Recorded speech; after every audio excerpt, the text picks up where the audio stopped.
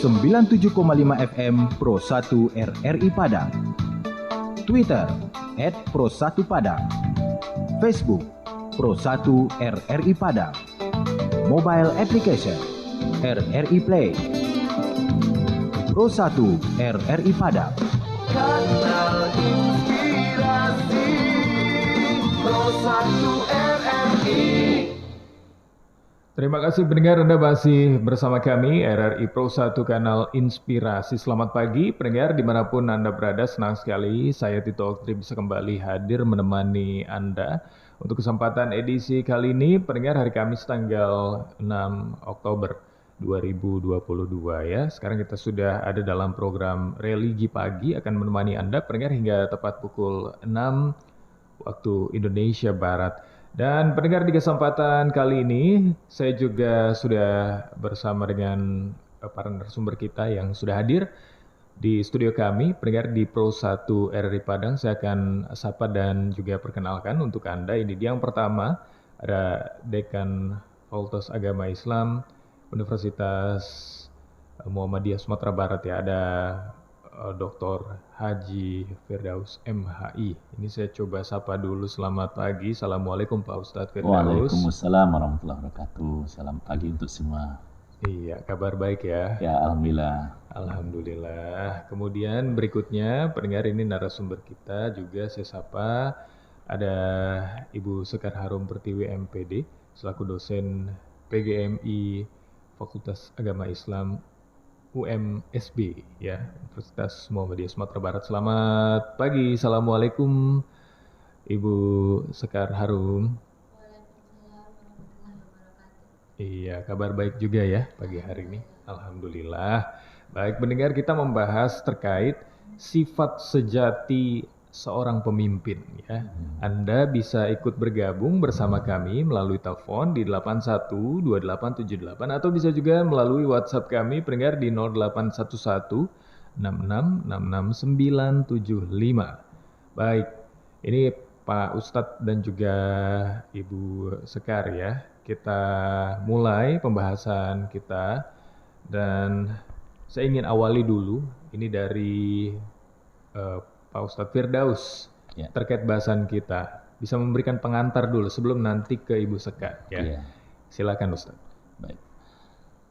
Assalamualaikum warahmatullahi wabarakatuh. Waalaikumsalam. Alhamdulillahirabbil alamin. Asyhadu an la ilaha illallah wa asyhadu anna Muhammadar Rasulullah.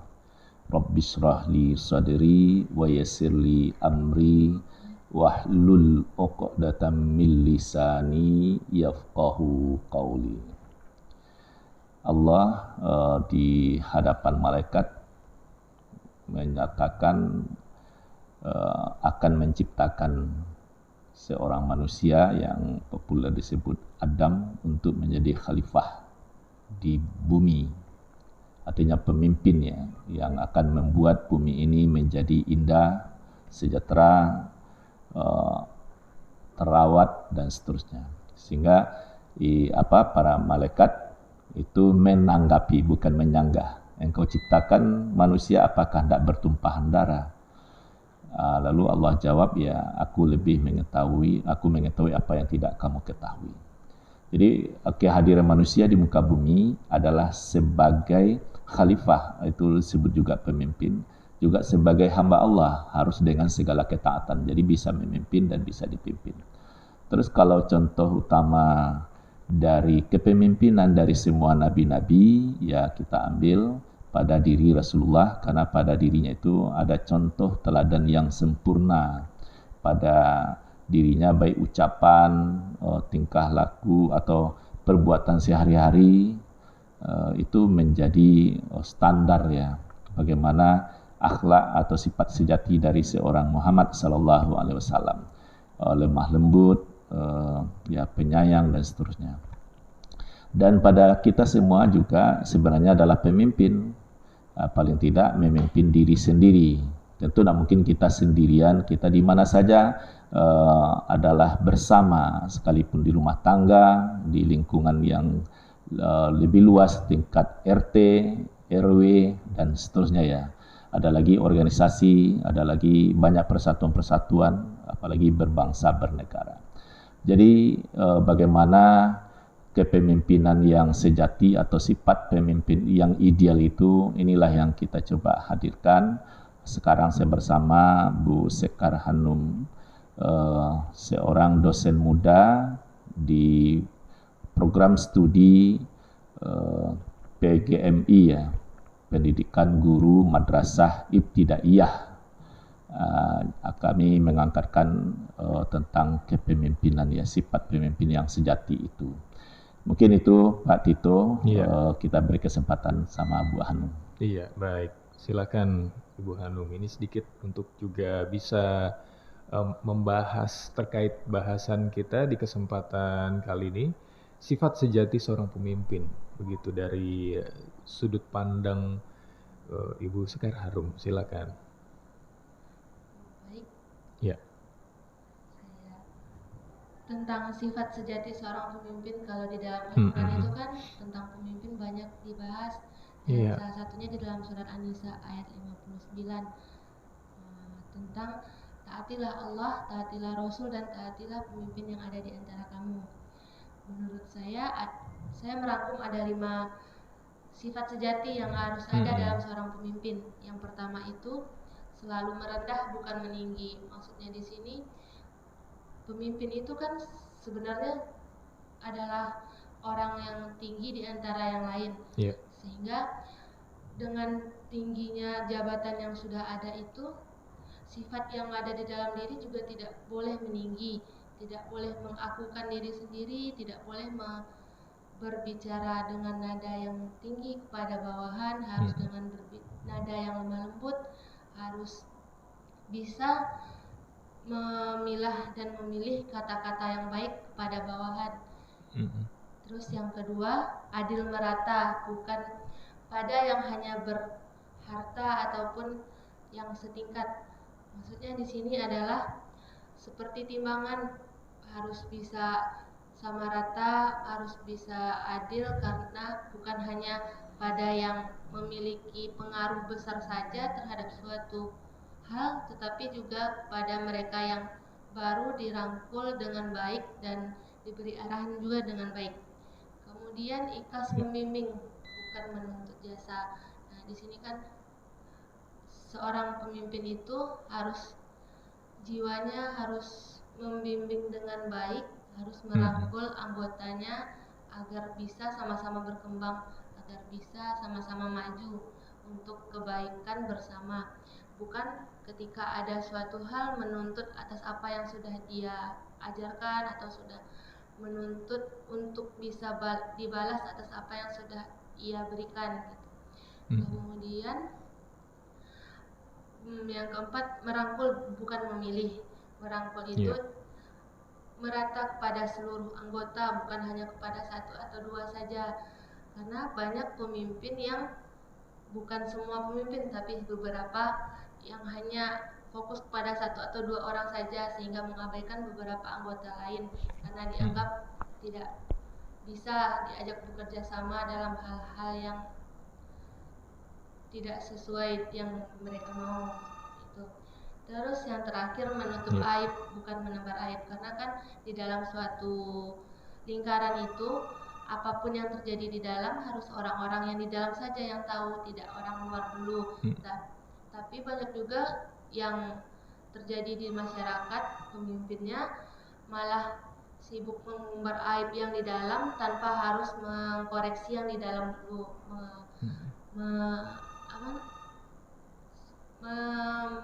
membicarakan kepada yang di luar dulu dan bukan yang dalam. Terus kalau pemimpin yang baik itu kan harusnya bekerja sama, bukan bekerja sendiri gitu. Jadi dalam kan pemimpin itu bukan hanya di dalam suatu lingkungan kerja, tapi juga seperti yang kata Pak Degan tadi, diri sendiri pun juga seorang pemimpin, dan 5 sifat tadi juga harus ada dalam diri sendiri. Misalnya jika suatu kondisi diri tidak mampu, jangan memaksakan untuk berkata mampu, tidak memaksakan diri untuk melakukan sesuatu yang sebenarnya kita tidak bisa. Terus jika misalnya dalam kondisi tidak sehat tapi karena sudah punya komitmen sendiri, misalnya harus mengerjakan sesuatu sampai tuntas padahal dalam diri sudah tidak mampu, sudah kurang sehat misalnya. Jadi harus menimbang juga, harus memikirkan bagaimana diri sendiri mampu atau tidaknya bekerja atau mampu tidaknya melakukan sesuatu. Oke, baik. Pak Ustadz Firdaus, terima kasih banyak. Ibu Sekar Harum Pertiwi, terima kasih banyak ya. Ini terkait bahasan kita, pendengar, sifat sejati seorang pemimpin. Nah, Anda bisa ikut bergabung, telepon, WhatsApp, silakan saja. Baik, Pak Ustadz Firdaus dan Ibu Sekar Harum Pertiwi, ini kita coba sapa penelpon ya. Ini sepertinya ada penelpon kita yang ingin ikut bergabung bertanya. Selamat pagi, Assalamualaikum. Selamat pagi, Assalamualaikum warahmatullahi wabarakatuh. Itu. Iya, waalaikumsalam warahmatullahi wabarakatuh. Dengan Ajo ya? Ya, Ajo ini. Ajo ini yang di Perumnas Punan Gadut ya. Oke, baik, terputus. Ini bisa dicoba kembali Ajo ya, ataupun Anda pendengar yang ingin ikut bergabung silakan saja melalui telepon di 812878 atau juga bisa ini melalui WhatsApp kami pendengar di 0811666695 ya, terkait bahasan kita yaitu sifat sejati seorang pemimpin. Nah, Anda bisa ikut bergabung bertanya. Kita coba sapa penelpon lagi.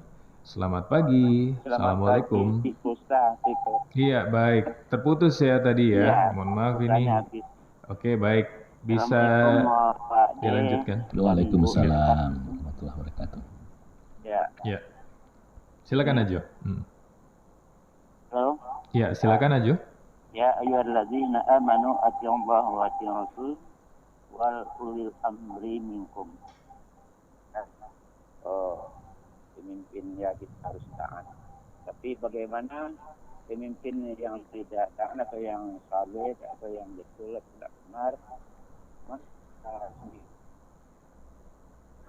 Halo.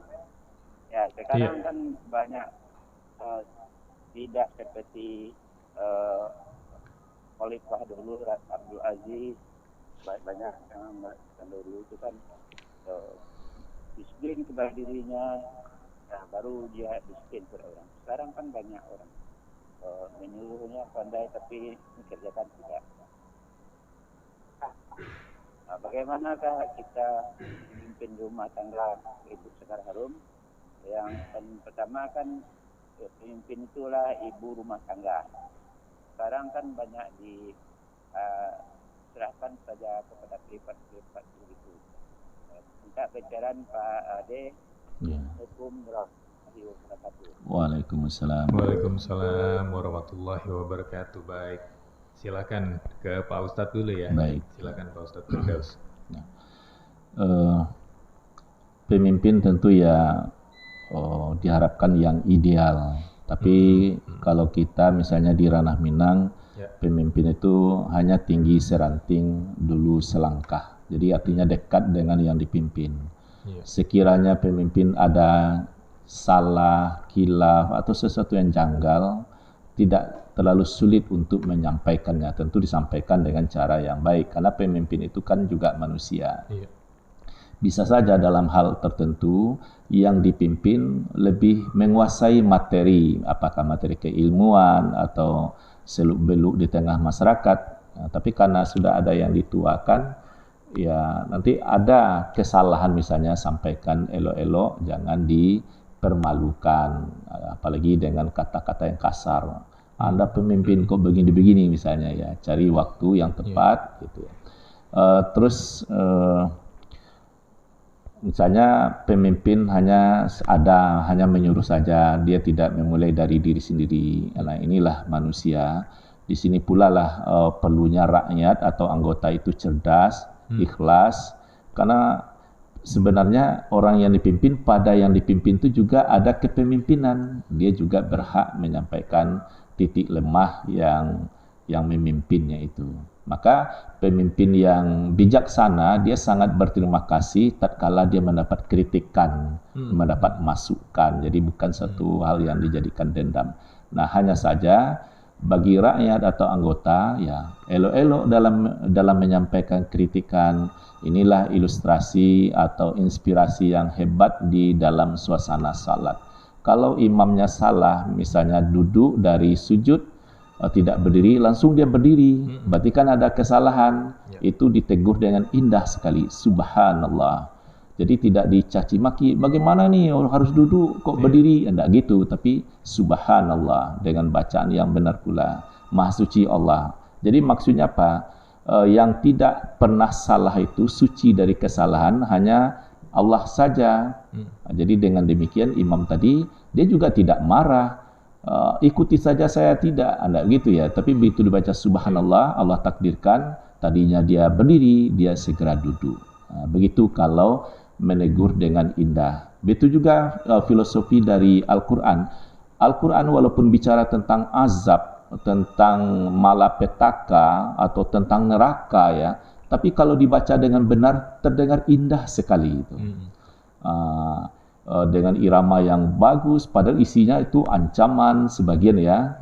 Artinya seburuk apapun pemimpin atau yang dipimpin, sampaikan dengan indah, maka hasilnya akan lebih maksimal.